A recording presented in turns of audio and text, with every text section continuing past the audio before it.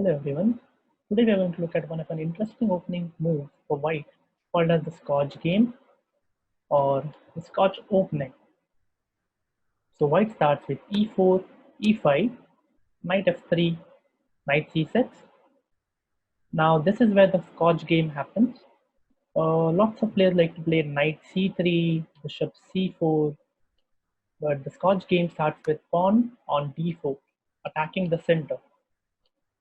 Black captures the pawn, and now white again has some options.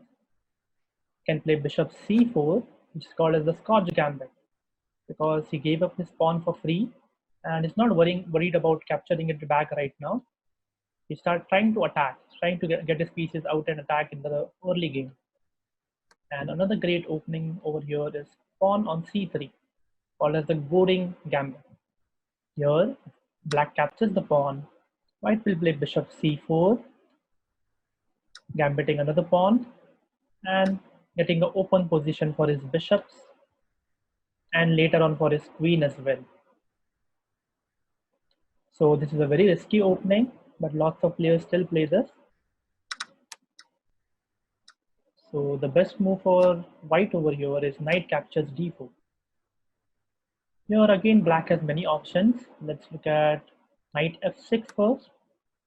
Knight f6 is not a good move because here you can simply capture this knight, attacking the queen, and if the pawn captures it, you can get our pawn ahead, attacking the knight, and the knight doesn't really have a good square.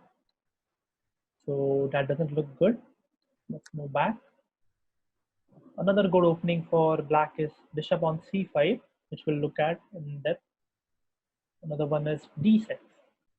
Over here, white replies with knight c3, knight f6, bishop e2, bishop e7, castling, castling, bishop e3, rook e8, f4, bishop f8. So we see that this bishop is not able to come out easily. That's the disadvantage of playing the move d6. White will play bishop f3, protecting the pawn because it has two attackers right now, and we only had one defender. So getting one more defender by playing bishop f3. So let's look at another variation. Bishop b4 check. This is also one of the moves which is played, but this is not a good move as well. Bishop c5. This is the best move, getting more pressure on the knight. Here, black plays bishop e3, which is the best move, most logical move, because the idea is simple. The idea is to capture this knight, and when the pawn captures it, we will get the bishop for free. So the best move for black over here is to play queen f6. Let's look at other moves, why they are not good. d6 is again not good because we'll capture this knight. Pawn captures, we capture the bishop. Pawn captures bishop.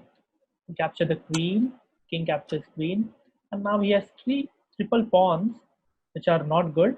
And the king has lost its castling. It can never do castling. So that's not a good idea for black. So d6 is not a good move. Let's look at some other move. Knight f6.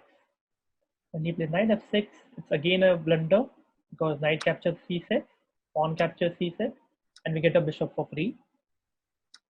Another good idea for black is bishop to b6. This is actually a good move, but white can play knight c3, knight f6. Now white is trying to do castling on the other side, on the queen side.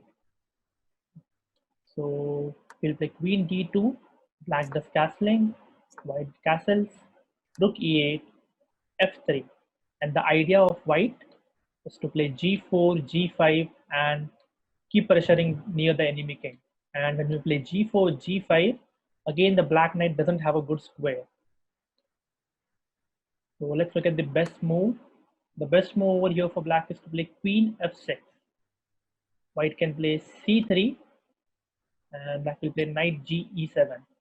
And both players will try to get out their bishop, the other bishop, and finish castling.